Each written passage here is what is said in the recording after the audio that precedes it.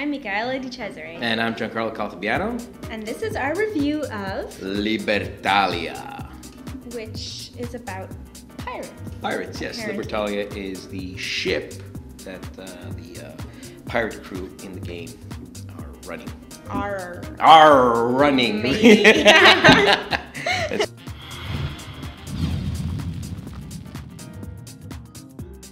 In Libertalia, players control crew members of a pirate ship while trying to amass the most wealth in a 3-week campaign before they retire.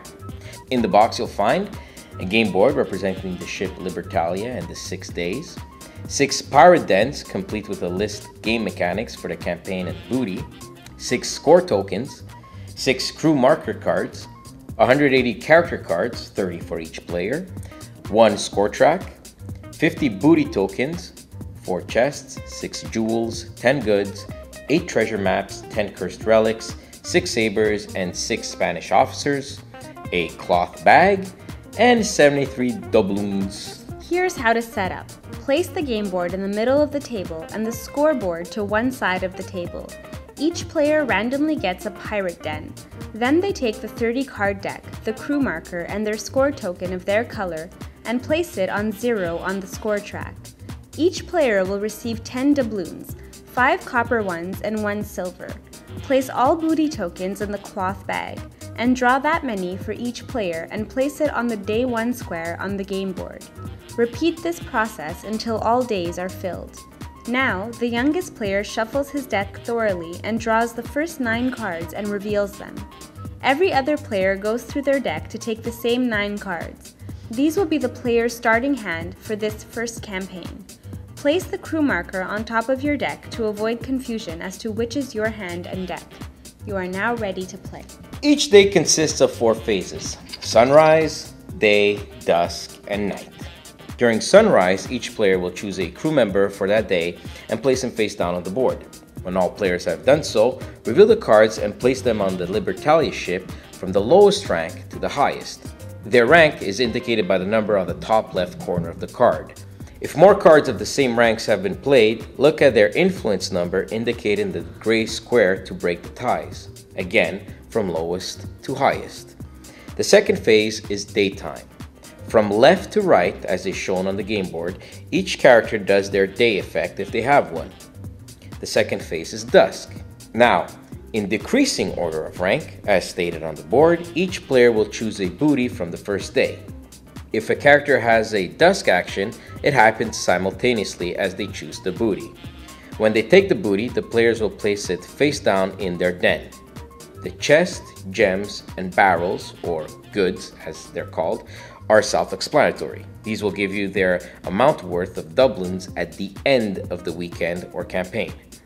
If you're still in possession of them, of course.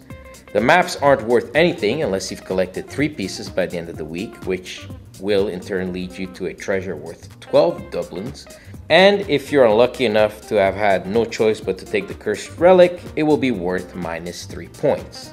The saber will kill a character in the player's den immediately to your left or right. Lastly, the Spanish officer represents a prisoner you've taken, but he didn't surrender without a fight. Your character on the Libertalia will be discarded before he can be added to your den. When a character chooses the booty, retire them to your den by placing it face up on your pirate den. And lastly, the night phase happens and all characters that have a nighttime ability will resolve them on a daily basis if they are still in your den. Repeat the process for the week until you reach the scoring phase or day of rest.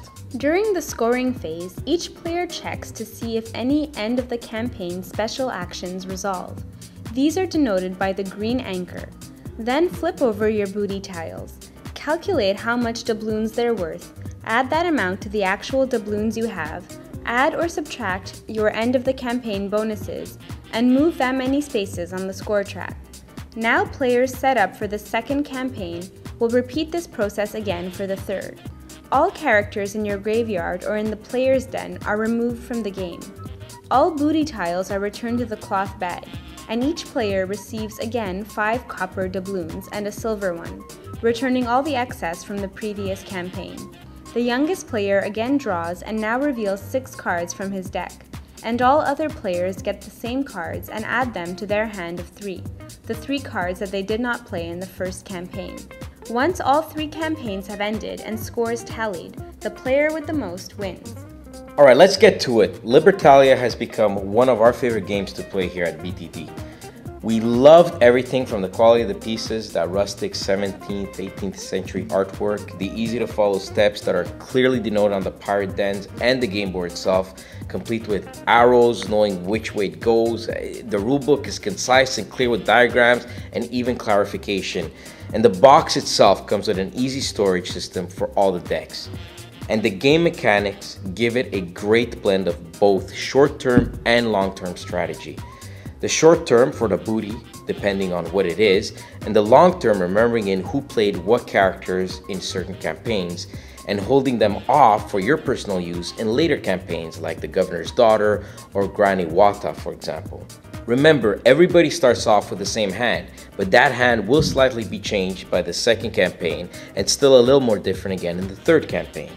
A little bit of luck is involved when placing your characters face down. I mean, many times we've seen the brute kill himself or seen 3 beggars fleecing the highest ranked player for all he's worth, and we loved every second of it. It is a vital part of the game to try and think what card your opponents will play that day and how you can foil them knowing they have the very similar same cards like yourself. It's just a great game that doesn't take too long to play, and I'm sure you want to play it over and over again like we did. We've played the game at 6 player, which we found to be ideal, and it's still great at 4 to 5 players. We've also played at 3 players and found it very interesting now on how the Saber token has a little more value because everybody is either to the player's immediate left or right, and that made for a different dynamic. It's a game we love to play time and time again, and we gave it an 8.5 yards out of 10.